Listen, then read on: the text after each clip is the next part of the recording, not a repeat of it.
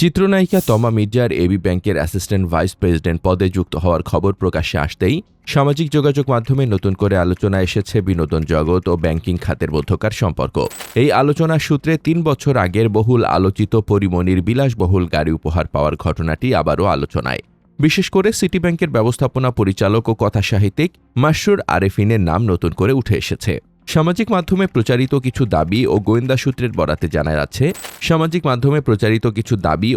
সূত্রের বরাতে জানা যাচ্ছে পরিমণিকে গাড়ি উপহার দেওয়ার এই ঘটনায় নাম জড়িয়ে পড়া ব্যক্তি সিটি ব্যাংকের এমডি মাসরুর আরেফিন ছিলেন না। ওই ঘটনার মূল চরিত্র ছিলেন খন্দকার মাসরুর হোসেন মিতু, যিনি ফরিদপুর ৩ আসনের সাবেক সংসদ সদস্য খন্দকার মোশাররফ হোসেনের ছেলে এবং সাইমা ওয়াজেদ পুতুলের প্রাক্তন স্বামী।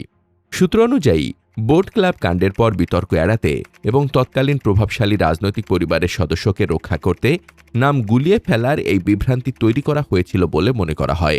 সূত্র জানায়, তৎকালীন পুলিশ কর্মকর্তা হারুনুর রশিদ প্রকৃত সত্য আড়াল করতে খন্দকার মাসরুর হোসেন মিতুর পরিবর্তে সিটি ব্যাংকের এমডির নাম সামনে নিয়ে আসেন।